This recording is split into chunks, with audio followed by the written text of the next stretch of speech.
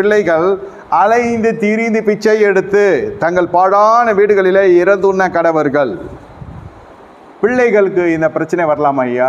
எல்லாரும் பொருளாதாரத்தை சேர்த்து வைத்து பிள்ளைகளுக்காக சொல்லுவாங்க, நான் அந்த இடத்துல லேண்டு வாங்கியிருக்கிறேன், இங்கே பூண்டு வாங்கியிருக்கிறேன், இங்கே ஃப்ளாட் வாங்கியிருக்கிறேன், அங்கே பங்களா கட்டியிருக்கேன், அதில் 10% வாடகைக்கு வரும்.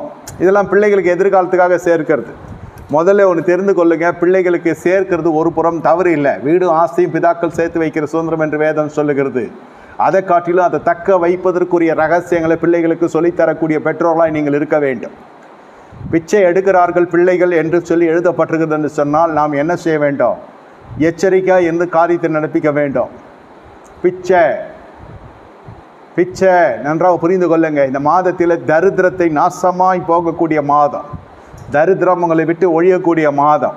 ஆவிக்குரிய தரித்திரமாக இருக்கட்டும், பூமிக்குரிய தரித்திரமாக இருக்கட்டும், இயேசுவை நாமத்தில் அது மறைந்து போகும்.